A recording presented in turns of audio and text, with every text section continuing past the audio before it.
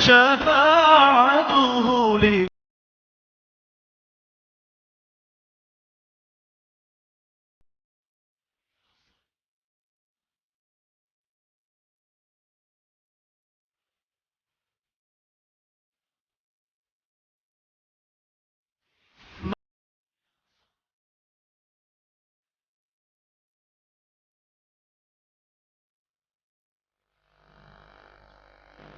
نحمده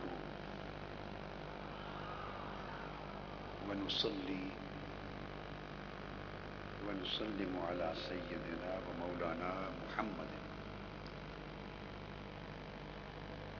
رسوله النبي الأمين المكين الحنين الكريم الرؤوف الرحيم. أما بعد، أعوذ بالله من الشيطان الرجيم. بسم الله الرحمن الرحيم. واعتصموا بحبل الله جميعا ولا تفرقوا واذكروا نعمة الله عليكم إذ كنتم أعداء فألف بين قلوبكم فأصبحتم بنعمته إخوانا. صدق الله مولانا العظيم.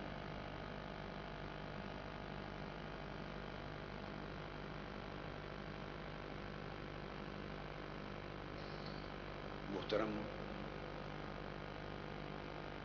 اسد الدین اویسی صاحب، صدر مجلس اتحاد المسلمین ہند، محترم مولانا قبول پاشا شتاری صاحب، معتمد صدر مجلس علماء دکن،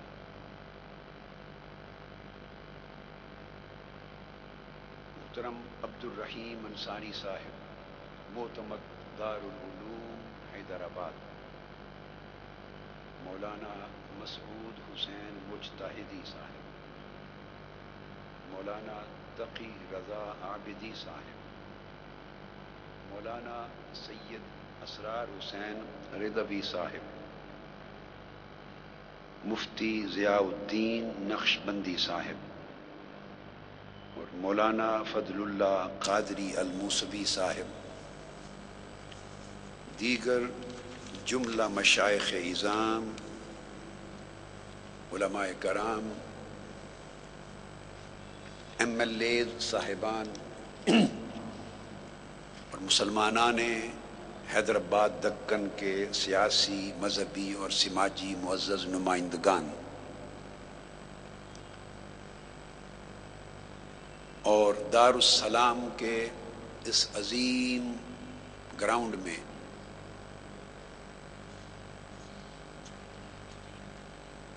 لاکھوں کی تعداد میں جمع ہونے والے عاشقان و غلامان رسول صلی اللہ علیہ وسلم، جملہ فرزندان اسلام اور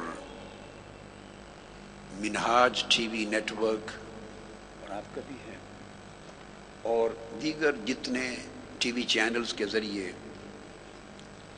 ملینز کی تعداد میں پوری دنیا میں آج کی مجلس میں جو لوگ بطریق سماع شریک ہیں، ان سب کو السلام علیکم ورحمۃ اللہ وبرکاتہ۔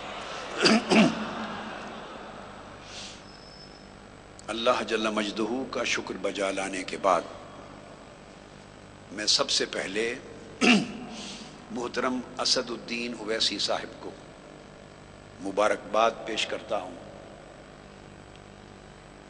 مجلس اتحاد المسلمین کے احیاء کے آج 54 برس ہوئے، اور یہ اس مجلس کا گویا برتھ ڈے ہے۔ اس پر میں مبارکباد بھی دیتا ہوں اور ہمیشہ ان کے لیے خیر و برکت، ترقی اور کامیابی و کامرانی کی دعا بھی کرتا ہوں۔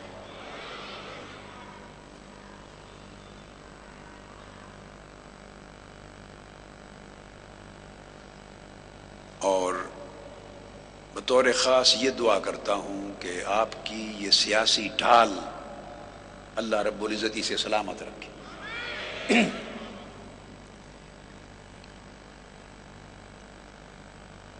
اور آندھرا پردیش جی نام ہے کہ اس ریاستی حکومت نے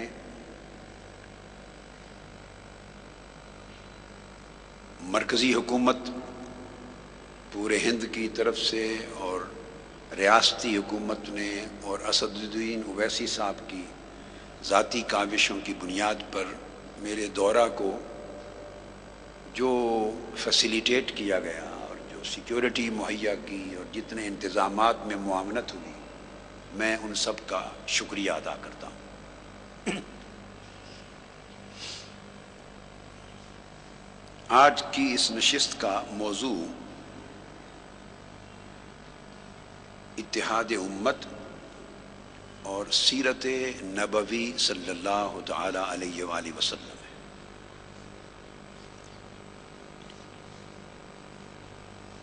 میں اپنی گفتگو کو 3 حصوں میں تقسیم کروں گا انشاءاللہ تعالی۔ پہلا حصہ، اس میں حضور نبی اکرم صلی اللہ علیہ وآلہ وسلم کا حکم کیا ہے، اور وہ حصہ حکم رسول کی اطاعت پر مشتمل، حکم رسول کی اطاعت اور تعمیل کے بیان پر، اور اس حصے کا عنوان اتحاد امت،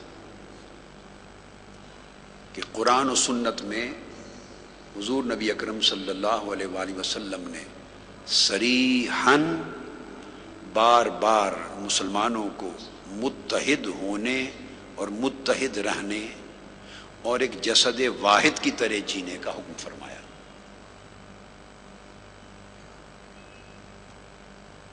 دوسرا حصہ سیرت نبوی صلی اللہ علیہ وآلہ وسلم کی اتباع، حضور کے اسوہ حسنہ کی پیروی اور اتباع سیرت نبوی کے ضمن میں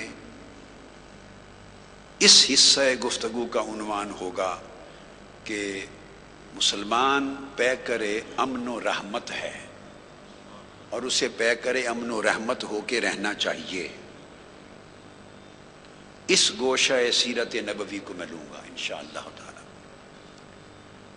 تیسرا حصہ ذات محمدی صلی اللہ علیہ وآلہ وسلم سے مضبوط اور دائمی تعلق کی استواری، اس سیرت طیبہ کی روشنی میں، اور اس دائمی مضبوط تعلق کی استواری کا عنوان حضور علیہ الصلوۃ والسلام کی محبت اور معرفت ہے، جس پر پوری امت مسلمہ ایک ہو کے رہے۔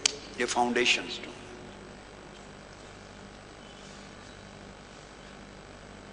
میں نے ابتدا میں سورہ آل عمران کی آیت نمبر 103 کا ایک حصہ تلاوت کیا، جس میں اللہ تبارک و تعالیٰ نے ارشاد فرمایا۔ وقت چونکہ کافی ہو گیا ہے تو میں بلا تمہید اپنے مضمون کی طرف آ رہا ہوں۔ اور لطف کی بات یہ ہے کہ آج اسد الدین اویسی صاحب جب ہوٹل میں مجھے ملنے آئے تو مجھے بتا رہے تھے کہ مجھے یہ خبر مل رہی ہے کہ رات کے 2 بجے تک اجتماع ختم ہو رہے ہیں اور 2:30 3 ساڑھے 3 بجے جا کے ڈنر ہو رہا ہے۔ کل رات میں 3:45 بجے ہوٹل پلٹا ڈنر کے بعد، تو کہنے لگے یہ بہت ظلم ہو رہا ہے، بہت ظلم ہو رہا ہے۔ اور آج جو صورتحال ہے وہ لگ بھگ اسی کنارے پہ پہنچ چکی ہے۔ آج ویسی صاحب کی اپنی صورتحال وہاں پہنچ گئی کہ میں خطاب شروع کر رہا ہوں اور رات کے 12 بجے اس وقت۔ تو ایسا ہوتا ہے سفر میں، جب آپ بڑے پروگرام آرگنائز کرتے ہیں تو اس کے متعلقات ما لہو ما علیہ کئی معاملات ہوتے ہیں۔ تو بہر صورت اب میں سفر پہ آیا ہوں تو میں، آپ جاگتے ہیں تو میں تو ویسے ہی جاگتا رہتا ہوں، بہت دیر تک کام کرنے کا عادی ہوں۔ تو انشاءاللہ تعالی میری طبیعت کے لیے یہ جگرتا بوجھل نہیں ہے، آپ کے لیے ان راتوں کے اوقات کو صبح تک قربان کرنا میری فرحت و مسرت کا باعث ہے۔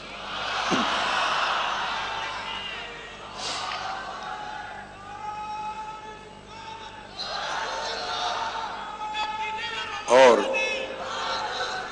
یہاں ہر چند کے پوری سرزمین ہند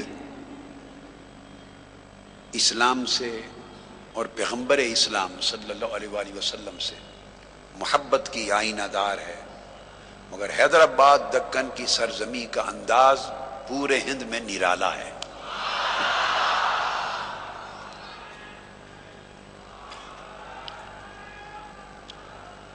اللہ رب العزت نے ارشاد فرمایا وَاعْتَصِمُوا بِحَبْلِ اللَّهِ جَمِيعًا وَلَا تَفَرَّقُوا۔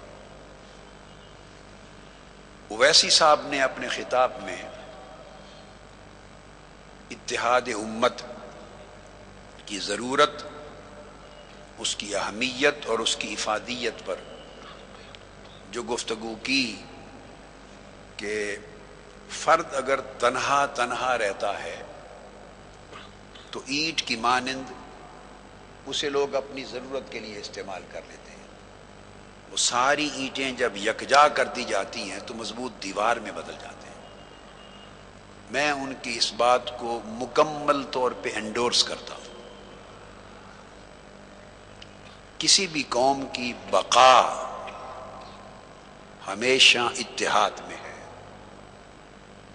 اور اس کی موت ہمیشہ افتراق میں ہے۔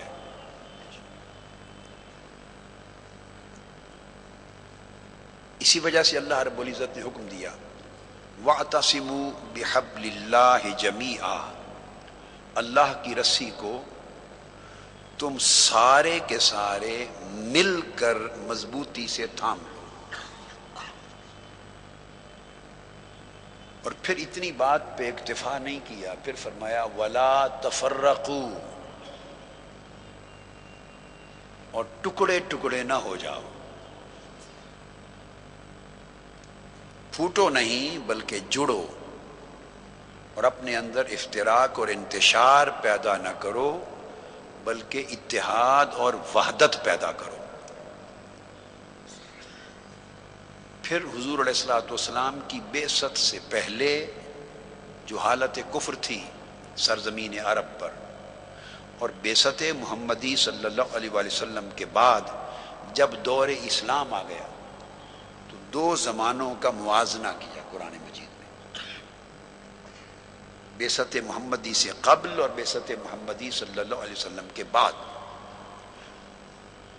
عالم عرب کے اندر جو حالت کفر تھی اور پھر حالت اسلام، دو کا موازنہ کر کے فرمایا وَاذْكُرُوا نِعْمَةَ اللَّهِ عَلَيْكُمْ اِذْ كُنْتُمْ أَعْدَاءً، اور یاد کرو اللہ کی وہ نعمت جو تم پر ہوئی اس حال میں کہ تم پھوٹے ہوئے تھے، باہم دست و گریباں تھے، ٹکڑوں میں بٹے ہوئے تھے، اور حالت تمہارے افتراق کی عداوت تک، باہمی عداوت تک پہنچ گئی تھی، اور تم ایک دوسرے کے دشمن بن گئے تھے،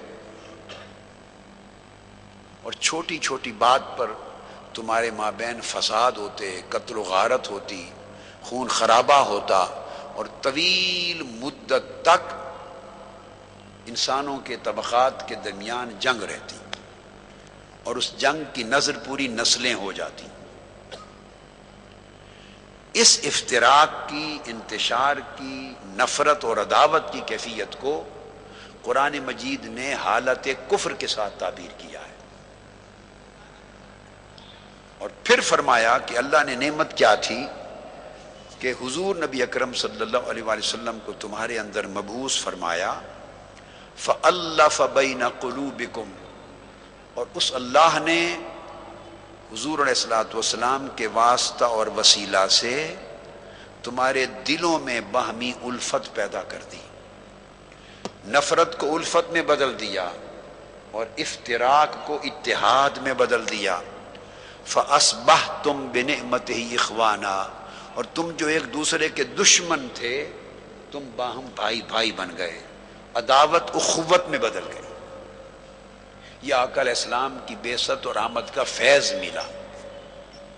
تو قرآن مجید نے حضور علیہ السلام کی بعثت کے نتیجے میں جو امت وجود میں آئی اس کی حالت کو اتحاد سے تعبیر کیا اور وحدت و اخوت سے تعبیر کیا، اور بعثت محمدی صلی اللہ علیہ وسلم سے پہلے جو دور کفر تھا اس کو انتشار، افتراق اور عداوت کے ساتھ تعبیر کیا۔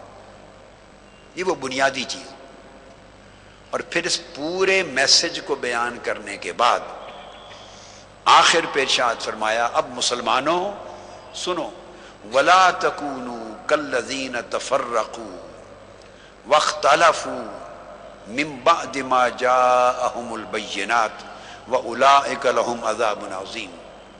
اب اس نعمت کو پا لینے کے بعد، جس نعمت نبوت محمدی نے، جس نعمت رسالت محمدی نے، جس نعمت نور اسلام نے، اور جس نعمت ہدایت قرآن نے تمہاری نفرتوں کو محبتوں سے اور تمہارے تفرقوں کو وحدت سے بدل دیا ہے، اس نعمت کو پا لینے کے بعد خبردار دوبارہ ٹکڑے ٹکڑے نہ ہو جانا، پھر نہ پھوٹنا، اور ہدایت کی واضح نشانیاں آ جانے کے بعد دوبارہ اختلافات کی نظر نہ ہو جانا۔ پھر قرآن مجید نے یہ بھی ارشاد فرمایا ایک اور مقام پر، انما المؤمنون سورہ حجرات میں، اخوۃ فاصلحوا بین اخویکم واتقوا اللہ لعلکم ترحمون، کہ مسلمان آپس میں بھائی ہیں۔ اللہ رب العزت نے مسلمانوں کو باہمی بھائی چارے اور اخوت کے رشتے میں منسلک کیا ہے، لہذا اگر تمہارے درمیان اختلاف ہو، گھر کے اندر کوئی افتراق ہو، تو اس میں اصلاح کے ساتھ، موافقت کے ساتھ، باہمی مودت کے ساتھ اور خیر خواہی کے ساتھ اس کو مٹایا کرو، اور مٹا کر وحدت کی منزل کو پایا کرو۔ یہ بات جو قرآن مجید نے ہمیں کہی، اسی کی تعلیم حضور نبی اکرم صلی اللہ علیہ وآلہ وسلم نے جا بجا امت مسلمہ کو اپنی احادیث طیبہ کے ذریعے دی۔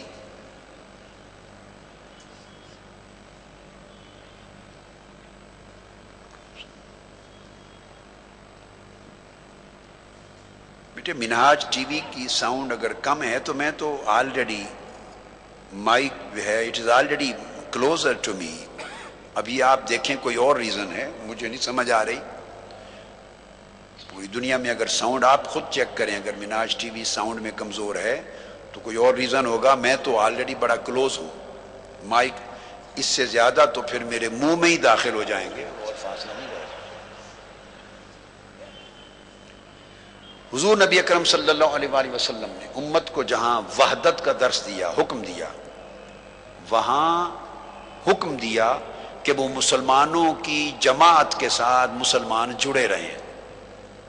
عن حذیفہ بن الجمان رضی اللہ تعالی عنہ، ایک طویل روایت جو حذیفہ بن یمان سے مروی ہے، بخاری اور مسلم میں حضور علیہ السلام نے فرمایا قال قال رسول اللہ صلی اللہ علیہ وسلم تلزم جماعت المسلمین، حکم دیا کہ مسلمانوں، تو مسلمانوں کی جو بڑی جماعت ہے، اس کا اکثریتی طبقہ اور بڑی جماعت ہے، اس کے ساتھ جڑے رہو، چونکہ اس جڑے رہنے میں تمہاری بقا ہے، تمہاری خیر ہے، تمہاری عافیت ہے اور تمہاری سلامتی۔ پھر آقا علیہ الصلوۃ والسلام نے ایک اور مقام پہ ارشاد فرمایا، عبداللہ بن عمر رضی اللہ تعالیٰ عنہ حدیث کے راوی ہیں، جامع ترمذی میں اور مسند امام احمد بن حنبل اور بہت سی کتب حدیث میں فرمایا علیکم بالجماعہ وإیاکم والفرقہ، مسلمانوں تمہارے اوپر واجب ہے، لازم ہے کہ تم اجتماعیت کا ساتھ دو، بڑی جو مسلمانوں کی جماعت ہے اس کے ساتھ جڑے رہو، اور تفرقہ سے ہمیشہ بچو۔ کیوں؟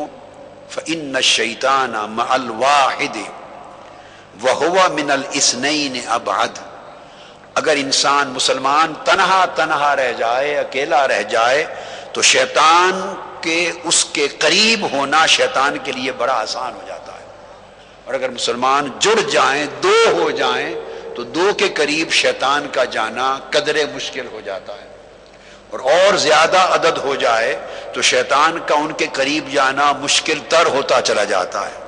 گویا مسلمان بکھرے رہیں تو ایک ایک کو گمراہ کرنا شیطان کے لیے آسان ہوتا ہے، اور مسلمان جڑ کے ایک اجتماعی وحدت میں منسلک ہو جائیں تو ان سب کو گمراہ کرنا شیطان کے لیے مشکل ہو جاتا ہے۔ اور پھر آقا علیہ السلام نے فرمایا من اراد بحبوحۃ الجنت فلیلزم الجماعہ، جو شخص چاہتا ہے کہ وہ جنت کا وسط یعنی جنت کے اعلیٰ درجات تک جا پہنچے، تو اس کے لیے لازم ہے کہ وہ امت کی اجتماعیت کے ساتھ جڑ جائے۔ امت کی اجتماعیت کے ساتھ جڑے رہنے میں اس کے ایمان کی بھی حفاظت ہوگی، اس کے عقیدہ کی حفاظت ہوگی، اس کے عمل کی حفاظت ہوگی، اس کے اخلاق کی حفاظت ہوگی، اس کی نسلوں کے ایمان کی حفاظت ہوگی، اور اس کے جملہ ظاہری باطنی فوائد اور مفادات کی حفاظت ہوگی۔ امام احمد بن حنبل روایت کرتے ہیں کہ حضرت معاذ ابن جبل رضی اللہ تعالیٰ عنہ نے ارشاد فرمایا کہ ان نبی اللہ صلی اللہ علیہ وسلم قال، کہ آقا علیہ الصلوۃ والسلام نے فرمایا، بڑا جامع بڑا قیمتی سرمایہ ہے جو آقا علیہ السلام کا ارشاد فرمایا، ان الشیطان ذئب الانسان کذئب الغنم، کہ شیطان انسانوں کے لیے بھیڑیا کی مانند ہے، بھیڑیے کی طرح، اسی طرح جیسے بکریوں کے لیے اور بکریوں کے ریوڑ کے لیے بھیڑیا ہوتا ہے، شیطان انسانوں کے ریوڑ کے لیے بھیڑیا ہے۔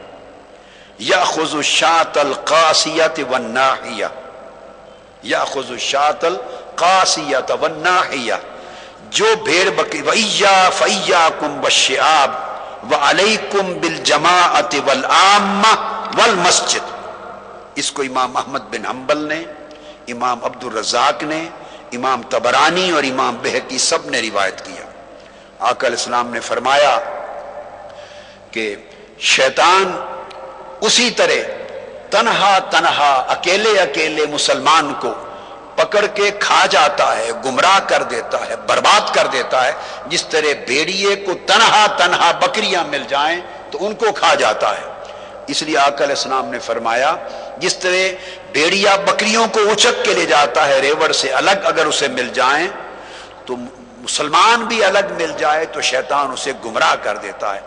لہذا حضور علیہ السلام نے فرمایا کہ تم پر لازم ہے کہ اس بکری کی طرح نہ بنو جو اپنے ریوڑ سے جدا ہو کر دور کنارے پہ کھڑی ہوتی ہے، پھر اسے بھیڑیے سے بچا کوئی نہیں سکتا۔ مسلمان اگر اجتماعیت سے جدا ہو کے دور تنہا ہو جائے گا تو شیطان کے حملے سے اسے بچا کوئی نہیں سکتا۔ پھر آقا علیہ السلام نے فرمایا کہ تم گروہ گروہ ہو جانے اور ٹکڑوں ٹکڑوں میں بٹ جانے سے بھی بچو، اور پھر فرمایا تمہارے اوپر جماعت کے ساتھ جڑ جانا لازم ہے، اور عامت المسلمین کے ساتھ جو سواد اعظم ہے ان کے ساتھ جڑے جانا لازم ہے، اور مسجد کے ساتھ جڑ کے رہنا لازم ہے کہ مسجد کی چار دیواری تمہارے ایمان کی حفاظت کا ذریعہ بنے گی۔ یہ ارشاد فرمایا۔ پھر حضرت عبداللہ ابن مسعود رضی اللہ تعالیٰ عنہ پھر ارشاد فرماتے ہیں، جسے امام طبرانی اور امام ابن ابی شیبہ اور امام دیلمی اور امام حاکم سے روایت کرتے ہیں، آقا علیہ السلام نے فرمایا یا ایھا الناس علیکم بالطاعۃ والجماعۃ فإنھا حبل اللہ الذی امر بہ۔ اے مسلمانوں، ایک تو تم پر اللہ رسول کی اطاعت واجب ہے، اور دوسرا فرمایا تمہارے اوپر اسی طرح اللہ رسول کی اطاعت کے تحت جماعت، مسلمانوں کی جماعت کے ساتھ جڑ کے رہنا، وابستہ رہنا واجب ہے۔ چونکہ جماعت کے ساتھ متصل رہنا یہ اللہ تبارک و تعالیٰ کی وہ رسی ہے، وہ حبل اللہ ہے جو تمہیں تفرقہ کی صورت میں نقصان سے بچاتا ہے. اور فرمایا وَأَن مَا تَكْرَهُونَ فِي الْجَمَاعَةِ خَيْرٌ مِّمَّا تُحِبُّونَ فِي الْفُرْقَةِ. عین ممکن ہے کہ تم جب تنہا رہتے ہو تو اپنی مرضی کے مالک ہوتے ہو، تمہاری آزادی ایبسولیوٹ ہوتی ہے، ان چیکڈ ہوتی ہے، کویسچنیبل نہیں ہوتی، جو چاہو کرتے ہو، تمہیں کوئی پوچھتا نہیں، تمہاری اتھارٹی انکویسچنیبل ہوتی ہے، انکنڈیشنل ہوتی ہے، اور تم خوش ہوتے ہو کہ تم بڑی اتھارٹی رکھتے ہو. اور جب ایک جماعت اجتماعیت میں منسلک ہو جاتے ہو تو تمہاری آزادی اتنی نہیں رہتی جتنی کہ ایز این انڈیویجویلٹی میں آزادی تھی. سو تمہیں یہ بات ناپسند ہوگی، بھئی میں تنہا رہ کر جتنا آزاد تھا اپنی مرضی سے جو چاہتا تھا کرتا تھا، اب ایک جماعت اور اجتماعیت کے نظم میں آنے کے بعد پابند ہو گیا، اتنی آزادی نہیں رہی.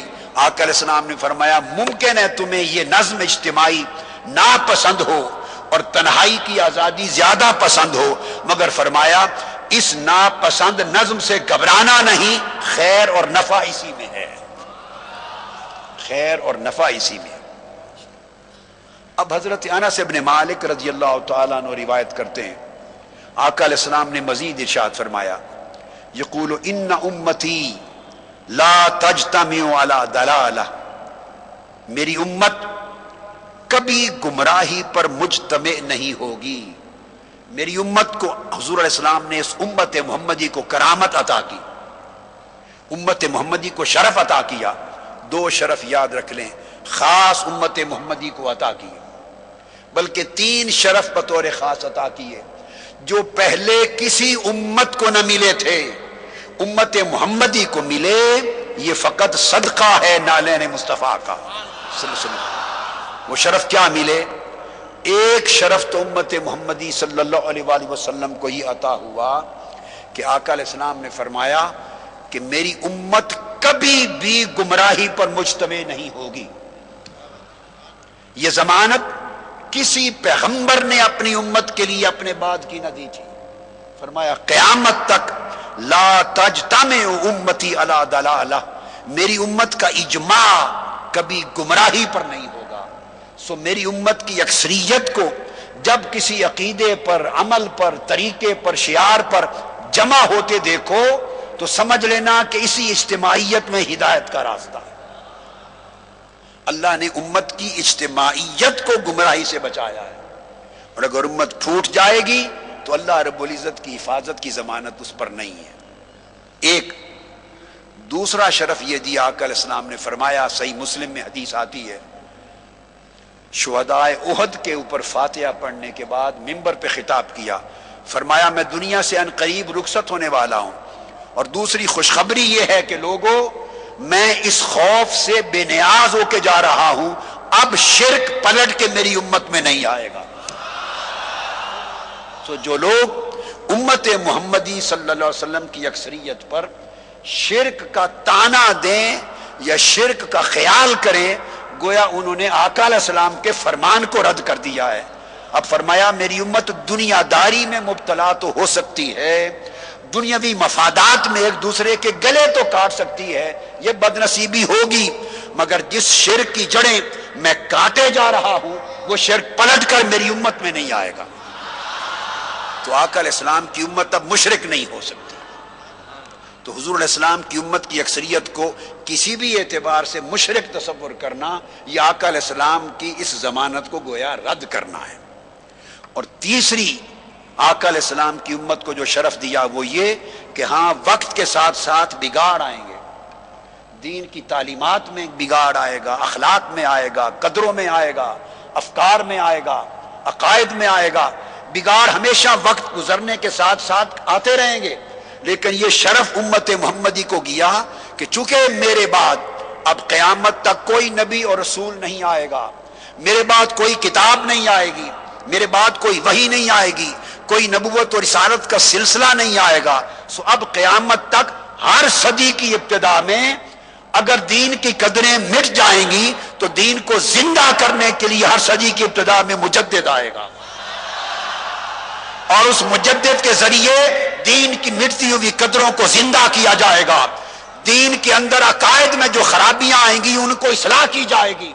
جن لوگوں کے اخلاق میں، اعمال میں، احوال میں، عقیدہ میں، حتیٰ کہ تاجدار کائنات کی ذات سے ربط میں، تعلق میں، نسبت میں جو کمزوری آ رہی ہوگی، مجدد ہر صدی میں آئے گا اور مصطفیٰ سے ٹوٹے ہوئے تعلق کو پھر جوڑتا جائے گا. اس طرح ہر 100 سال بعد مجدد آ کر اس امت کے مصطفیٰ سے ٹوٹے ہوئے عشق کے تعلق کو، محبت کے تعلق کو، اتباع کے تعلق کو، غلامی کے تعلق کو بارہا ہر صدی میں مضبوط تر کیا جائے گا. اور 100 سال بعد پھر کمزوری آئے گی، پھر مجدد آئے گا. اور یہ مجددین کا سلسلہ حضرت امام مہدی علیہ السلام کی آمد تک جاری رہے گا.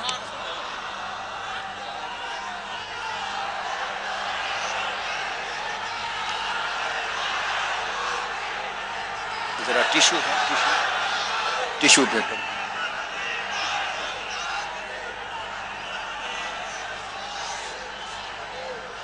اس لیے یہ آقا علیہ السلام کی امت کو شرف دیے، امت کو شرف دیے. اس لیے پہلے ہر نبی کے بعد جب ان کی امت میں بگاڑ آتا تو اصلاح کے لیے پیغمبر آتے. ہر نبی کے بعد نبی آتا، ہر رسول کے بعد رسول آتا. مگر تاجدار کائنات آئے، فرمایا میرے آنے کے بعد نبوت اور رسالت کا سلسلہ ختم کر دیا گیا.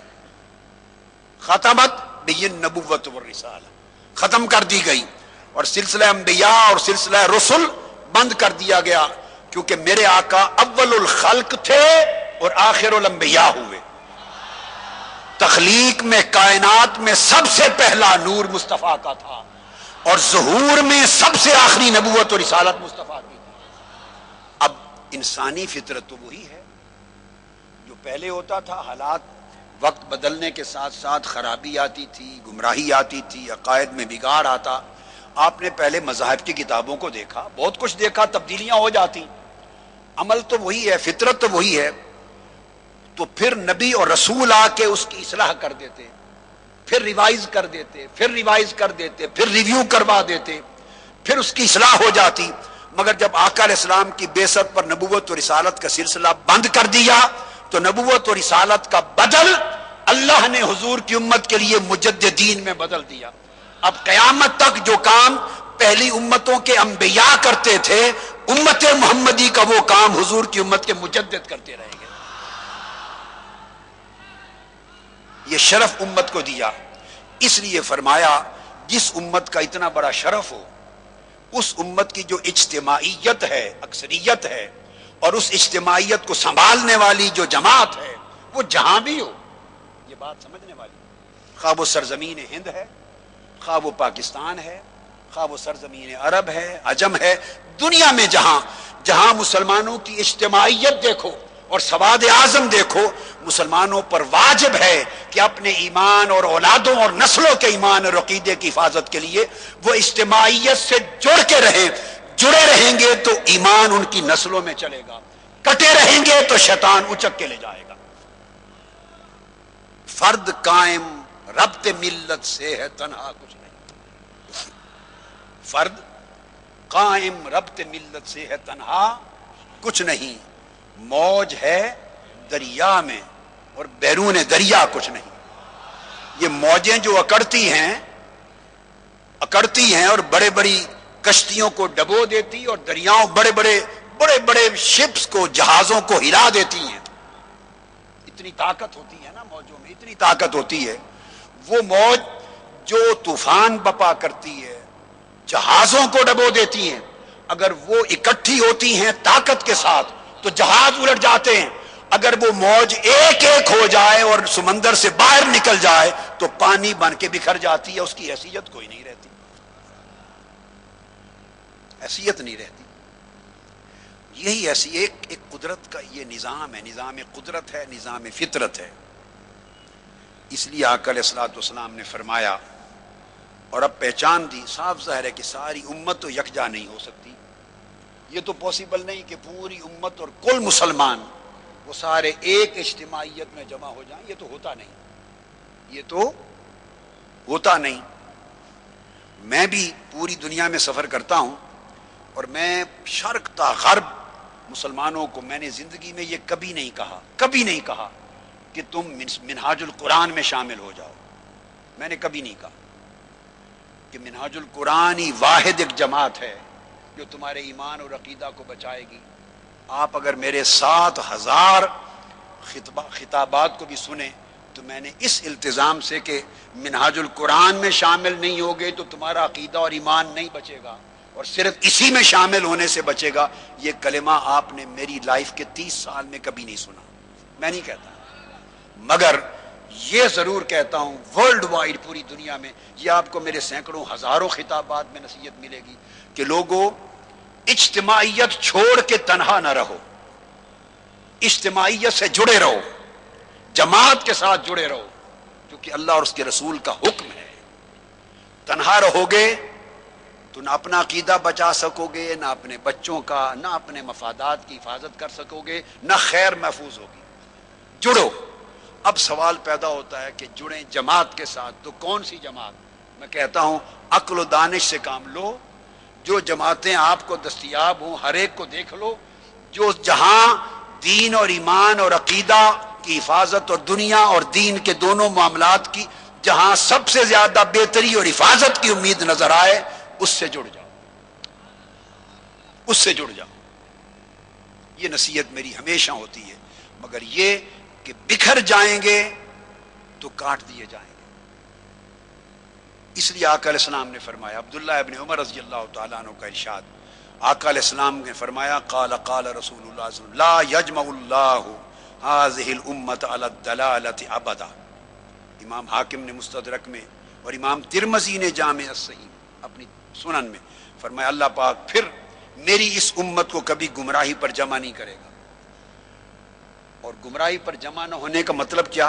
فرمایا ید اللہ علی الجماعہ، اللہ کی حفاظت کا ہاتھ ہمیشہ جماعت کے اوپر ہوتا ہے. اب آقا علیہ السلام نے یہ نہیں فرمایا کہ ایک ایک بندے پر ہوتا ہے، تنہا تنہا ٹکڑوں پر ہوتا ہے، نہیں. فرمایا ید اللہ علی الجماعہ، اللہ کی حفاظت کا ہاتھ ہمیشہ جماعت پر ہوتا ہے. اچھا پھر سوال پیدا ہوتا ہے کہ وہ جماعت کیا ہے، کون سی ہے؟ فرمایا فتبع السواد الاعظم فانه من شذ شذ فی النار. جو سب سے اکثریتی جماعت ہو اس کو سواد اعظم کہتے ہیں، اس کے ساتھ جڑ جاؤ. جو اس سے الگ ہوا ایک ایک کر کے وہ جہنم میں جائے گا. آقا علیہ السلام نے گویا اس کی تعریف کر دی، انٹرپریٹ کر دی. پھر آگے اس کی مزید وضاحت کر دی کہ سواد اعظم کسے کہتے ہیں، جماعت کسے کہتے ہیں، اکثریت.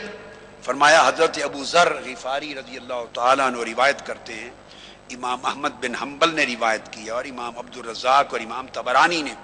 آقا علیہ السلام نے اس کو ایکسپلین کیا، اس کو ایلیبوریٹ کیا اور سمجھا کے کہا کہ اکثریت اور جماعت سے مراد کیا ہے. انہ قال اثنان خیر من واحد، ایک طرف دو ہوں ایک طرف ایک، تو ایک سے دو کا جمع ہونا بہتر ہے. وثلاثۃ خیر من اثنین، تین ہوں تو وہ دو سے بہتر ہیں. اربعۃ خیر من ثلاثہ، جدھر چار ہوں وہ تین سے بہتر ہیں. تین مثالیں دے کر میجورٹی اکثریت کا جب بیان کر دیا تو پھر فرمایا فعلیکم بالجماعہ، اس کو جماعت کہتے ہیں، اس کو لازم پکڑو، اس کے ساتھ رہو. ان اللہ لن یجمع امتی الا علی ھدی، اللہ میری امت کو اس طرح سوائے ہدایت کے گمراہی پر جمع نہیں ہونے دے گا. یہ آقا علیہ الصلوۃ والسلام نے ایک بنیادی تعلیم دی، بنیادی ارشاد فرمایا امت مسلمہ صلی اللہ علیہ وسلم کے لیے. اب سیدنا مولا علی المرتضی کرم اللہ وجہ الکریم وہ ارشاد فرماتے ہیں، بسم اللہ الرحمن.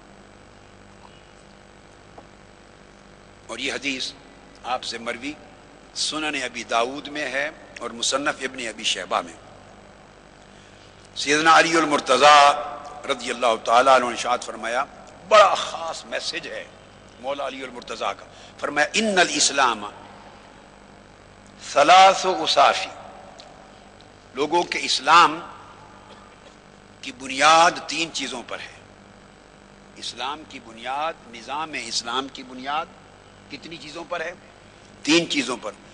اب اندازہ کر لیں سگنیفیکنس، اتحاد کی اور جماعت کی کیا؟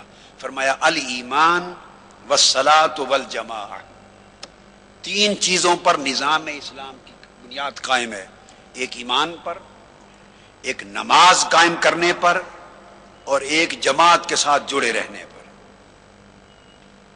جماعت کے ساتھ جڑے رہنے پر، یہ اس سے مراد نماز با جماعت نہیں ہے، جماعت کے ساتھ جڑے رہنا، اگر نماز با جماعت بھی اسی تصور جماعت کا حصہ ہے کہ اکیلے نماز پڑھیں تو عبادت تو تب بھی ہو رہی ہے، اور جماعت کے ساتھ پڑھیں تو تب بھی وہی عبادت ہے، بلکہ فرق اتنا ہے کہ اکیلے پڑھ رہے تھے تو سب کچھ قرآن کی تلاوت بھی کر رہے تھے، اور جماعت سے پڑھ رہے ہیں تو چپ کے کھڑے ہوئے ہیں، بول بھی کچھ نہیں رہے، نہ سورہ فاتحہ نہ کوئی اور سورت، امام پڑھے جا رہا ہے۔ باوجود اس کے اکیلے پڑھنے کا جو ثواب تھا با جماعت پڑھنے میں وہ 27 گنا بڑھ گیا۔ فرق کیا ہوا؟ وہ 27 گنا ثواب بڑھ گیا اسی نماز کا۔ اس میں کیا بنیادی پوائنٹ آف ڈیفرنس تھا؟ وہ یہ کہ وہ تنہا تھی، یہ جماعت کے ساتھ تھی، تو اللہ نے اجتماعیت کو اتنا بابرکت بنایا۔ تو فرمایا سیدنا علی المرتضیٰ نے کہ ایمان، اقامت صلاۃ اور قیام جماعت اور تمسک بالجماع، ان تین چیزوں پر اسلام کے نظام کی بنیاد قائم ہے۔ اور پھر فرمایا فلا تقبل صلاۃ الا بایمان، نماز قبول نہیں ہوتی ایمان کے بغیر۔ ومن آمن صلی، جو ایمان لائے گا اسے نماز پڑھنی ہوگی، وہ نماز پڑھے گا۔ ومن صلی جامع، اور جو شخص نماز پڑھے گا اسے جماعت سے وابستگی اختیار کرنی پڑے گی۔ اور پھر فرمایا ومن فارق الجماعۃ قید شبر فقد خلع ربقۃ الاسلام من عنقہ، اور جس شخص نے جماعت سے ایک بالشت پر بھی علیحدگی اختیار کر لی، گویا اس نے اسلام کا پٹا قلادہ اپنی گردن سے اتار دیا۔ تو اسلام میں اتنی سخت تعلیم ہے اتحاد پر، اجتماعیت پر اور جماعت پر۔ پھر سیدنا ابو ہریرہ رضی اللہ تعالیٰ عنہ، پھر ان سے بھی یہی مروی ہے جسے امام مسلم نے روایت کیا کہ آقا علیہ السلام نے فرمایا ان اللہ یرضی لکم ثلاثا ویکرہ لکم ثلاثا، اللہ تعالیٰ تمہارے لیے تین چیزوں کو پسند فرماتے ہیں اور تین چیزیں ناپسند فرماتے ہیں۔ جن کو پسند کیا فیرضی لکم ان تعبدوہ، وہ تین چیزیں کیا ہے؟ ایک، اللہ چاہتا ہے، پسند کرتا ہے کہ تم اس کی عبادت کیا کرو، ولا تشرکوا بہ شیئا، دوسری چیز چاہتا ہے کہ اس کے ساتھ شرک نہ کرو، وَأَن يَعْتَصِمُوا بِحَبْلِ اللَّهِ جَمِيعًا وَلَا تَفَرَّقُوا، اور تیسری چیز اللہ پسند کرتا ہے کہ اللہ کی رسی کو اجتماعیت کے ساتھ تھام لو اور ٹکڑوں ٹکڑوں میں نہ بٹو۔ اور تین چیزیں جو اللہ ناپسند کرتا ہے، وَيَكْرَهُ لَكُمْ قِيلَ وَقَالَ، یہ جو کڑ کڑ کرنا اور قیل و قال کرنا اور بحث و تمیز کرنا، تکرار کرنا، چھوٹی چھوٹی بات پہ جھگڑا کرنا جس سے پھوٹ پیدا ہو جاتی ہے، اللہ اس رویے کو ناپسند کرتا ہے۔ اس کی بجائے وسعت قلب اور برداشت اور ایک دوسرے کو سننے کا مادہ پیدا ہونا چاہیے۔ وَكَثْرَةَ السَّوَالِ، اور کثرت کے ساتھ سوال کرنا، اس کو اللہ ناپسند کرتا ہے۔ وَإِضَاعَةَ الْمَالِ، اور مال کو بے جا ضائع کرنا، بے جا ضائع کرنا، خیر کے لیے نہیں ضائع، اللہ اس کو ناپسند کرتا ہے۔ اور پھر آقا علیہ الصلوۃ والسلام نے اور سیدنا فاروق اعظم نے اور بہت سے صحابہ نے ایک طریقہ نظام اسلام کا وضع کیا، اور اس حدیث کو ابن سعد نے طبقات میں اور کنز العمال میں روایت کیا گیا۔ ابو جعفر روایت کرتے ہیں سیدنا فاروق اعظم سے، فرمایا تشاوروا فی امرکم، اپنے امور کے فیصلے میں باہم مشورہ کیا کرو۔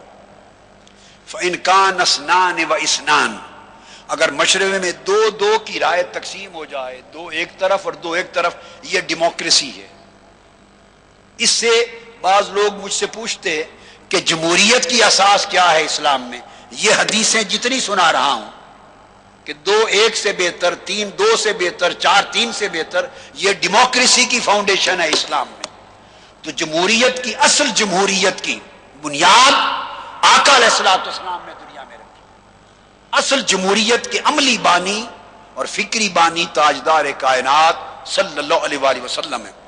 فرمایا مشورہ کیا کرو، اگر دو تقسیم ہو جائیں تو فرجعوا فی الشورى، پھر شورا میں جاؤ، پارلیمنٹ میں جاؤ اور شورا سے فیصلہ لو.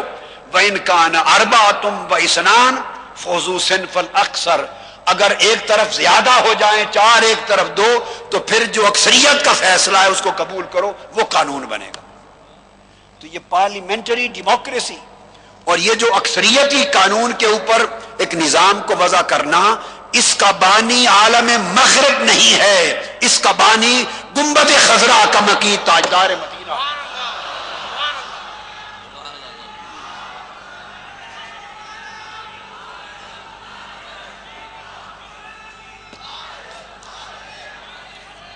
اب یہ بات آپ سن چکے. اب میں آقا علیہ الصلوۃ والسلام کے اس حکم کی تعمیل کی نصیحت کرنے کے بعد اب آپ کی سیرت طیبہ کی طرف آتا ہوں. اس حکم کی تعمیل کرو گے تو دنیا میں شان سے رہو گے، مگر آقا علیہ السلام کی سیرت اس باب میں کیا ہے؟ کیونکہ اس سیرت کے بیان کے بعد پھر آقا سے روحانی تعلق اور عشق و محبت اور آپ کی عظمت کے ساتھ اکتساب فیض کا موضوع آئے گا. تیسرا حصہ سیرت آقا علیہ السلام کی کیا ہے؟ وہ سراپا امن و رحمت ہے. اگر کوئی شخص، میں سرزمین ہند پر یہ بات کہہ رہا ہوں، میں نے سرزمین مغرب پہ یہ بات کی، میں نے واشنگٹن ڈی سی اور امریکہ میں یہ بات کی، میں نے انگلینڈ میں بات کی، میں نے یورپ میں کی، آسٹریلیا میں کی، ہر جگہ برملا. میں نے کہا اگر کوئی سمجھتا ہے کہ دہشت گردی کا کوئی تعلق اسلام سے ہے تو وہ اپنی بد اعتقادی اور غلط فہمی کو دور کر لے. ہر فرد دنیا کا دہشت گرد ہو سکتا ہے، مگر جو غلامی مصطفیٰ میں ہے وہ دہشت گرد نہیں ہو سکتا. جس کا تعلق کلمہ اسلام کے ساتھ ہے، جس کا تعلق آقا علیہ السلام کی ذات کے ساتھ ہے، میرے آقا کا غلام، سچا کلمہ گو، مصطفیٰ کی محبت کا، عشق کا، اطاعت کا، سیرت کا، سنت کا تعلق کا دم بھرنے والا، وہ سرتا پا امن ہوگا. حضور کا غلام سرتا پا رحمت ہوگا، حضور کا غلام سرتا پا فیض ہوگا، حضور کا غلام خود بھی امن ہوگا، انسانیت کو بھی امن دینے والا ہوگا. جو دہشت گرد ہے اس کا کوئی تعلق نہ مصطفیٰ سے ہے نہ نظام مصطفیٰ سے ہے.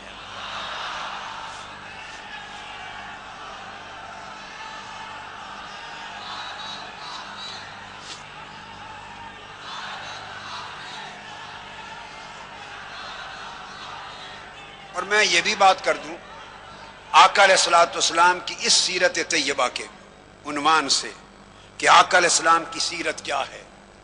میرے آقا علیہ الصلوۃ والسلام کی سیرت طیبہ پوری کائنات انسانیت کو امن دینے والی، رحمت دینے والی. سو مسلمانوں، آج اگر آقا علیہ السلام کی سچی غلامی چاہتے ہو تو آپ بھی اپنے ظاہر و باطن کے وجود میں پیک کرے امن، پیک کرے رحمت، پیک کرے محبت بن جاؤ. اسلام اعتدال کا نام ہے، انتہا پسندی کا نام نہیں. اسلام محبت کا نام ہے، نفرت کا نام نہیں. اسلام لوگوں کی جانیں بچانے کا نام ہے، گلے کاٹنے کا نام نہیں. اسلام اپنے پرائے، دوست، دشمن، ہر ایک کے جان، مال، عزت و آبرو کی حفاظت کرنے کا نام ہے، کسی کو لوٹنے کا نام نہیں. اسلام نے پوری عالم انسانیت کو امن اور رحمت اور آشتی اور شانتی اور سلامتی کا نہ صرف پیغام دیا ہے بلکہ ان تک یہ نظام پہنچایا ہے. اب آقا علیہ الصلوۃ والسلام جو اس اسلام کا پیغام امت پر لے کے آئے، اب آپ پورے ذوق کے ساتھ ذرا اپنے ذہنوں کو، سوچوں کو، سماع کو، سماعتوں کو اور قلب و باطن کو، اب میری اس حصہ گفتگو جو آگے شروع ہو رہا ہے، اس سب کو تھوڑا وادی مدینہ میں لے جائیں. چلے جائیے 15 صدیاں قبل کہ سرزمین مدینہ اور وادی فاران سے امن و رحمت کا پیغمبر، ان کی آواز بلند ہو رہی ہے. اس زمانے میں جب گلے کاٹے جاتے تھے، اس زمانے میں جب عزتیں لوٹی جاتی تھی، اس زمانے میں جب لوگوں کے مال لوٹے جاتے تھے، اس زمانے میں جب انسانیت کے پاس عزت نہ تھی، بیٹی پیدا ہوتی تو زندہ درگور کر دی جاتی، صدیوں تک نسل دا نسل خون خرابہ ہوتا، عرب کی سرزمین مدت ہوئی امن دیکھنا بھول گئی تھی، رحمت نہ تھی، محبت نہ تھی، شفقت نہ تھی، بھائی چارہ نہ تھا، مودت نہ تھی، احسان نہ تھا، انعام نہ تھا۔ اس ماحول میں آج کی بات نہیں کر رہا، دیکھو آج تو یو این او ہے، آج ایک عالمی برادری کا تصور ہے، آج لوگ ڈیموکریسی جمہوریت کی بات کرتے ہیں، امن کی بات کرتے ہیں، آج انسانی قدروں کی بات ہوتی ہے، ہیومن رائٹس کی بات ہوتی ہے، آج ماڈریشن کی بات ہوتی ہے۔ آج یہ باتیں عجیب نہیں لگتی، آج تو ساری زبان پوری دنیا میں ایک ہی بولی جا رہی ہے، مگر میں بات آپ کو لے جانا چاہ رہا ہوں 14 صدیاں قبل، 1500 سال قبل۔ اس وقت کوئی یو این او نہ تھی، اس وقت ہیومن رائٹس کی بات نہ تھی، اس وقت کوئی ماڈریشن کی بات نہ تھی، اس وقت ہیومن ڈیولپمنٹ کا تصور نہ تھا، ویمن رائٹس نہ تھے، چلڈرن رائٹس نہ تھے، اینیمل رائٹس نہ تھے، ڈیموکریسی نہ تھی، کانسیپٹس ہی نہیں تھے، ایک ہی قانون تھا، صرف گلے کاٹنا، گردنیں اڑانا، اور ریزولوشن آف ڈسپیوٹ کا کوئی اور راستہ نہیں تھا پیسفل، صرف قتل و غارت ہی تھا، لڑائی تھی، جنگ کے سوا کوئی قانون دنیا میں نہ تھا، قبائل کی جنگ، افراد کی جنگ، قوموں کی جنگ، ملکوں کی جنگ، جنگ ہی جنگ تھی۔ ذرا اس ماحول کو آنکھوں کے سامنے لائیں، اس ماحول میں جہاں ہر سو ظلم، جبر، دہشت گردی اور بربریت کا اندھیرا ہے، اس اندھیری رات میں ایک ہستی کھڑی ہوتی ہے، ہرا کے غار سے اتر کر مدینہ کی وادی پہ کھڑی ہو کے آواز دیتی ہے کہ بیٹیوں کو زندہ دفن نہیں کیا جا سکتا۔ وہ بولتی ہے کہ غلام آزاد انسانوں کی طرح عزت پائیں گے، وہ ذات بولتی ہے کہ گلا کاٹنا منع ہے، مال لوٹنا حرام ہے، گری ہوئی انسانیت عزت پائے گی، عورتوں کو یہ حقوق ہیں، امن ہوگا، آشتی ہوگی، سلامتی ہوگی، انتہا پسندی نہیں ہوگی، ماڈریشن نہیں ہوگا، تشدد نہیں ہوگا، ایکسٹریمزم نہیں ہوگی، ٹیررزم نہیں ہوگی، ہیومن کلنگ نہیں ہوگی۔ وہ ذات امن اور رحمت اور محبت اور شفقت کا پیغام لے کے کھڑی ہوتی ہے۔ ارے ایسی بولی جو بولی اس زمانے میں دور دور تک کوئی بولتا نہ تھا، مصطفیٰ نے یہ بولی کہاں سے سنی، کہاں سے سمجھی؟ میرے آقا آئے اور آپ نے پیغام دیا، اور اس پیغام میں آقا علیہ السلام اپنا پیغام محبت، پیغام رحمت، پیغام ہدایت لے کر طائف جاتے ہیں، اور جب طائف جاتے ہیں آپ کو پتھروں سے لہو لہان کر دیا جاتا ہے، سر انور سے قدمین شریفین تک پورا جسم اقدس لہو لہان ہے، بہ رہا ہے خون، رخساروں سے بہ رہا ہے، دانتوں سے بہ رہا ہے، لخت لخت میرے آقا کے جسم سے خون بہ رہا ہے۔ اس کیفیت میں آپ ذرا سوچئے، اس کیفیت میں آقا علیہ الصلوۃ والسلام کے صبر کا اندازہ کیجئے، تحمل کا اندازہ کیجئے، برداشت کا اندازہ کیجئے۔ اس کیفیت میں جہاں آقا علیہ الصلوۃ والسلام کھڑے، اس ماحول میں جبرائیل امین اپیئر ہوتے ہیں میرے آقا کے سامنے۔ میں حدیث متفق علیہ بخاری مسلم کی کوٹ کر رہا ہوں، کتاب و بدء الخلق، حدیث نمبر 3059۔ ایک پہاڑ کی دامن میں دیگ لگا کے میرے آقا کھڑے ہیں، اور خون میں لت پت ہے جسم اقدس، اور اباش طائف کے بدماش بڑے بڑے وڈیروں نے، لوگوں نے لڑکوں کو لے گئے کہ پتھروں سے بارش کر دی۔ میں یہ جملہ نہیں کہتا، مگر آپ خود سمجھ لیجئے کہ صبر کا، برداشت کا، تحمل کا عالم دیکھیے۔ اس کیفیت میں رب ذوالجلال کو جلال آتا ہے۔ میں علاوہ جملہ نہیں بولوں گا، بس آپ کو سمجھانے کے لیے، رب کائنات کو جلال آتا ہے، حکم دیتے ہیں جبرائیل پہاڑوں کا فرشتہ لے کے چلا جا۔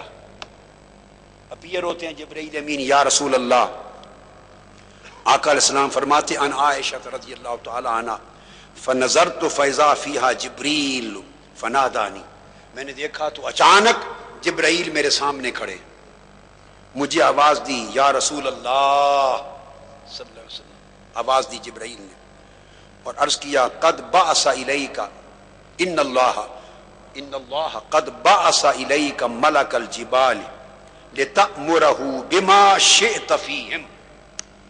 اللہ رب العزت نے، یہ بخاری مسلم کی متفق الحدیث لفظوں پر غور کریں، اللہ پاک نے پہاڑوں کے فرشتے کو میرے ساتھ بھیجا اور یہ پیچھے میرے پہاڑوں کا فرشتہ کھڑا ہے، اور اس لیے بھیجا ہے آپ کی نوکری کے لیے، اب جو حکم دینا چاہیں یہ تعمیل کرنے کے لیے آیا ہے، چونکہ آپ پر ظلم ہوا ہے، پتھروں سے لہو لہان کیا گیا ہے۔ فنادانی ملک الجبال، جب جبرائیل امین تعارف کروا چکے پہاڑوں کے فرشتے کا اور بتا چکے کہ اللہ نے فرمایا ہے آپ کا حکم چلے گا، آپ اشارہ دیں گے وہی کچھ ہو جائے گا، تو اتنے میں ملک الجبال پہاڑوں کا فرشتہ آگے بڑھا۔ یہ حدیث صحیح بخاری میں نے عرض کر دیا، حدیث نمبر 3059، صحیح مسلم کتاب الجہاد حدیث نمبر 1745، اور پھر نسائی اور ابن حبان ہر جگہ۔ وہ آگے بڑھے، ملک الجبال پہاڑوں کا فرشتہ، اس نے آواز دی، آقا علیہ الصلوۃ والسلام کی بارگاہ میں آواز دی اور کہا فسلم علیہ، اس نے مجھے سلام کیا، ثم قال یا محمد صلی اللہ علیہ وآلہ وسلم، فقال ذلك فيما شئت ان شئت ان اتبک علیہم الاخشبین۔ پہاڑوں کے فرشتے نے عرض کیا یا رسول اللہ، مجھے باری تعالیٰ کی بارگاہ سے حکم دے کر بھیجا گیا ہے کہ آج جو حکم کریں میں اس کی تعمیل کے لیے آیا ہوں، اگر آپ حکم فرمائیں، مجھے حکم کریں، میرے آقا علیہ السلام کی بارگاہ میں عرض کر رہے ہیں کہ میں ان دونوں پہاڑوں کو، جن دو بڑے پہاڑوں کا ایک سلسلہ ہے، ان پہاڑوں کے سلسلے کے درمیان جو طائف کی بستی ہے، اگر حکم کرے تو دونوں پہاڑوں کو اس طرح پیس دوں، ملا کر پیس دوں کہ بستی طائف کا نہ کوئی گھر بچے نہ کوئی فرد زندہ بچے۔ اور ایک اور حدیث میں ہے، دوسری میں، کہ اجاز حکم دیں تو میں اس بستی کو اٹھا دوں اور اٹھا کے بلندی سے لے جا کے اس طرح پھینکوں کہ قیامت تک اس سرزمین پہ کوئی بندہ پیدا نہ ہو سکے، ایسا زلزلہ بپا کر دوں، ہر شخص ختم کر دوں۔ یہ ملک الجبال نے عرض کیا، فقال النبی صلی اللہ علیہ وآلہ وسلم، اب عرض کیا آقا آپ کے حکم کا منتظر ہوں، کیا فرماتے ہیں؟ حضور مسکرا پڑے، قال بل ارجو ان یخرج اللہ من اصلابہم من یعبد اللہ، میں ان کو مارنا نہیں چاہتا، امید کرتا ہوں شاید ان کی نسلوں سے مومن پیدا ہو جائیں۔ اور حدیث پاک میں آقا علیہ السلام نے پھر فرمایا، آگے ارشاد فرمایا کہ انما بعثت رحمتا ولم ابعث لعانا، کہ اللہ نے مجھے سراپا رحمت بنا کے بھیجا ہے اور میں ان کو رحمت سے محروم کرنے والا، عذاب میں مبتلا کرنے والا بن کے نہیں آیا۔ انما بعثنی رحمتا للعالمین، سارے جہانوں کے لیے، خود فرما رہے ہیں رحمت بن کے آیا ہوں۔ اور حدیث پاک میں حضرت عبداللہ ابن مسعود روایت کرتے ہیں کہ آقا وَهُوَ يَمْسَحُ الدَّمَ عَنْ وَجْهِهِ، چہرے پر خون بہ رہا تھا، رخساروں پر، ماتھے پر، ساتھ ہاتھوں سے میرے آقا اس خون کو پوچھتے تھے اور ساتھ ہاتھ اٹھا کے دعا کرتے تھے، اللہم اغفر لقومی فإنہم لا یعلمون، میرے مولا ان کو معاف کر دے، انہوں نے جو کچھ میرے ساتھ کیا ہے اس کا سبب یہ ہے کہ مجھے پہچانتے نہیں۔ لوگوں، تاریخ انسانی میں اور انسانی کائنات میں ہے کوئی اور نام جو اتنا ظرف رکھنے والا ہو، جس کا اتنا حوصلہ ہو، جس کی اتنی درگزر کرنے کی صلاحیت ہو؟ تو میرے آقا علیہ السلام سراسر امن و رحمت ہے پوری انسانیت کے لیے، جو پتھروں سے لہو لہان کر رہے ہیں اس سے بھی انتقام نہیں لے رہے۔ اور پھر حضرت ابو ہریرہ رضی اللہ تعالیٰ عنہ وہ کہتے ہیں پھر حضور سے عرض کیا گیا، یا رسول اللہ اگر آپ پہاڑوں کے فرشتے کے ذریعے ان کا خاتمہ نہیں چاہتے تو کم سے کم اتنا ہی کر دیں، اور یہی ماجرا احد میں بھی ہوا۔ فقیل یا رسول اللہ ادعو علی المشرکین، یا رسول اللہ ان مشرکین کے خلاف بد دعا تو کر دیں، بد دعا تو کر دیں۔ قال انی لم ابعث لعانا وانما بعثت رحمتا، میں بد دعاؤں کے لیے نہیں آیا، میں دعاؤں کے لیے مبعوث ہوا۔ یہ ہے آقا علیہ الصلوۃ والسلام کا عمل، یہ آقا علیہ الصلوۃ والسلام کا کردار، سراپر رحمت کا کردار، سراپا رحمت کا کردار ہے آقا علیہ السلام۔ یہی وجہ ہے کہ حضور نبی اکرم صلی اللہ تعالی علیہ وآلہ وسلم نے یہ جو سراپا رحمت کا کردار ہے، اس کی وجہ سے آقا علیہ الصلوۃ والسلام نے حکم کیا، ایون میدان جنگ تھا، صحیح بخاری اور مسلم میں حدیث ہے، مسلمانوں اور غیر مسلموں کے درمیان جنگ ہو رہی ہے، جنگ، میدان جنگ میں دوران جنگ دیکھا ایک عورت قتل ہوئی پڑی ہے، میرے آقا علیہ السلام نے سب کو بلایا۔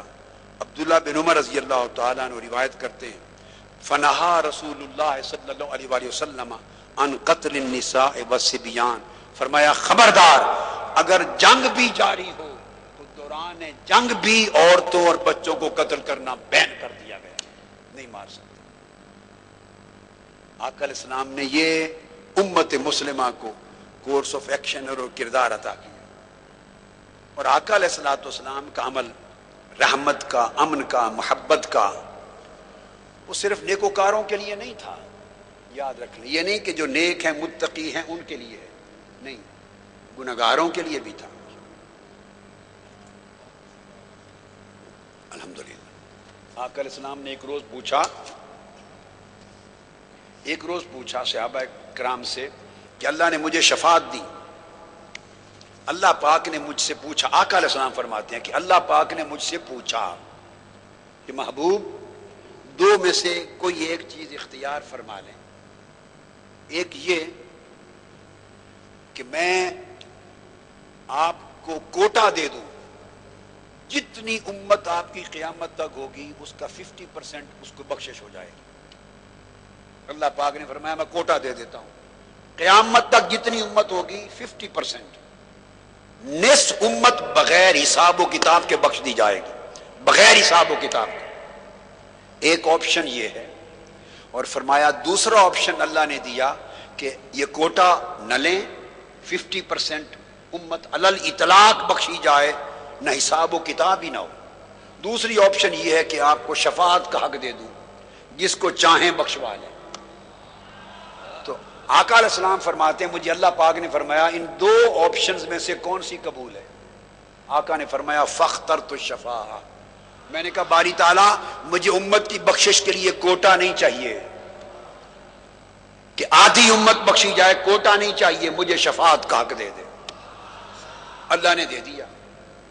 اب آدھی امت بغیر حساب کے بخشی جا رہی تھی، کیوں نہیں لیا کوٹا؟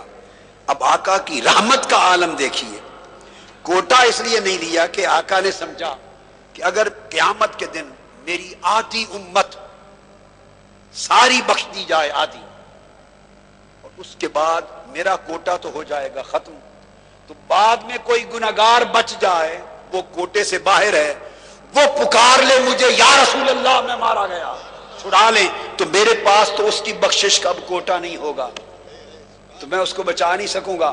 تو عرض کیا باری تعالیٰ مجھے کوٹوں میں نہ ڈال،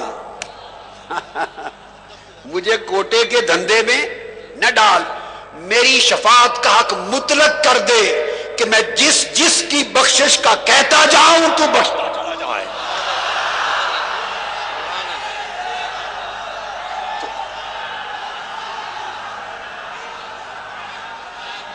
دیکھیے میں اس سے آقا علیہ السلام کا جو پیکر رحمت ہونا ہے، آپ کا کمپیشنیٹ ہونا، آپ کا مرسیفل ہونا، اور آقا علیہ الصلوۃ والسلام کا پیکر امن، پیکر رحمت، پیکر محبت، پیکر شفقت ہونا، میں اس گوشے کو نکال رہا ہوں۔ تو آقا علیہ السلام نے فرمایا کہ میرا کوٹا ختم ہو جائے تو باقی گناہگار امتی معلوم نہیں کوئی بعد میں بچ جائیں، حیدرآباد دکن سے بولیں حضور ہمیں چھڑا لیں، تو میں تو کہوں گا میرا کوٹا ختم ہو گیا۔ کوئی کراچی سے بول پڑے، کوئی بامبے سے بول پڑے، کسی کی آواز دلی سے آ جائے، کسی کی بنگلور سے آ جائے، کسی کی لاہور سے آ جائے، کسی کی دمشق سے آ جائے، کسی کی مصر، کسی کی بغداد، کوئی بول پڑے حضور چھڑا لے، تو میں تو یہی کہوں گا نا کہ میرا کوٹا ختم ہو گیا، تو اب میں اب کیا کروں گا؟ عرض کیا باری تعالیٰ یہ کوٹے چھوڑ، کوٹے نہیں چاہیے، مجھے شفاعت کا مطلق اختیار دے۔ رب کائنات نے فرمایا محبوب وَلَسَوْفَ يُعْطِيكَ رَبُّكَ فَتَرْضَىٰ، تجھے کوٹا نہیں دیتے، مطلق شفاعت کا اختیار دیتے ہیں، اور شفاعت کا اتنا اختیار محبوب جب تک تو بخشواتا رہے گا میں بخشتا رہوں گا، اور اس وقت سلسلہ بخشش اس وقت ختم ہوگا جب تو کہے گا کہ مولا میں راضی ہو گئی۔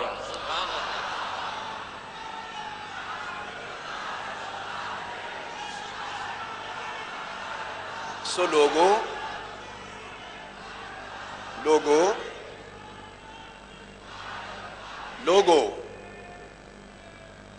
آقا کی سچی غلامی کا تقاضا یہ ہے کہ آپ بھی اس طرح آقا کی سیرت کی جھلک پیدا کریں کہ اس طرح انسانیت کے لیے امن کی، محبت کے، شفقت کے، احسان کے پیکر بن جائیں، کہ آپ کے وجود سے ہر ایک کو امن ملے، آپ کے وجود سے ہر ایک کو امن ملے۔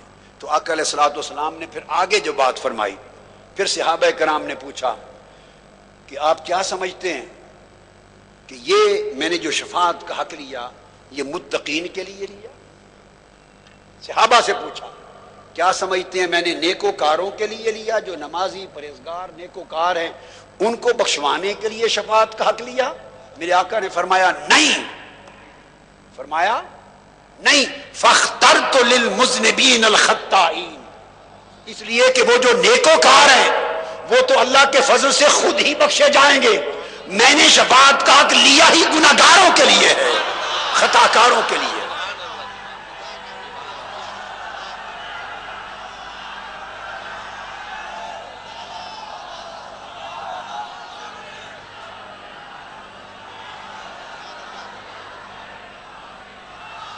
چونکہ جو نیکوکار ہوں گے، متقی ہوں گے، نیک لوگ ہوں گے، بخشش ان کا پریولیج اللہ بنا دے گا، ان کی انٹائٹلمنٹ اللہ اپنے فضل سے بنا دے گا، وہ تو اللہ ان کے اعمال کا حساب ناپ تول کر کے اپنے کرم سے بھیج دے گا جنت میں۔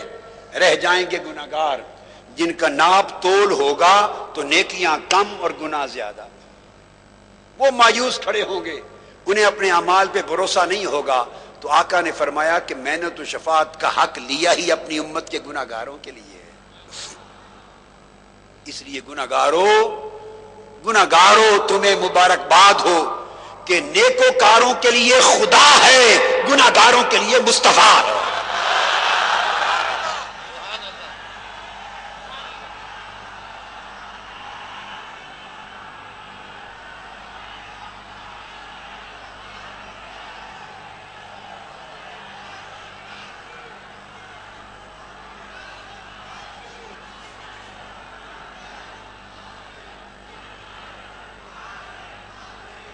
اور ایک بہت امپورٹنٹ بات،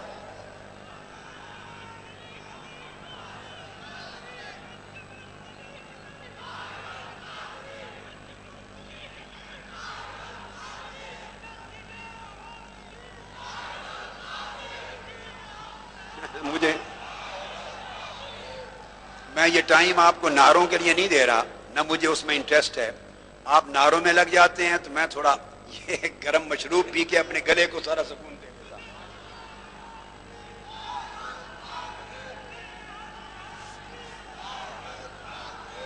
حاضرین محترم، میں آقا علیہ الصلوۃ والسلام مجلس میں بیٹھے ہیں، اور یہ حدیث جو پھر کوٹ کر رہا ہوں یہ پھر متفق علیہ، آقا علیہ السلام کی سیرت بیان کرنا سمجھانا چاہتا ہوں کہ سیرت مصطفیٰ ہے کیا۔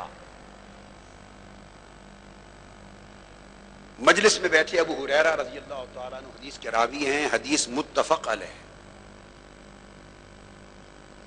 صحیح بخاری کتاب الصوم میں، اور کئی جگہ آئی ہے، ایک نہیں کئی جگہ صحیح بخاری میں آئی ہے، پھر صحیح مسلم کتاب الصیام میں، پھر ترمذی میں،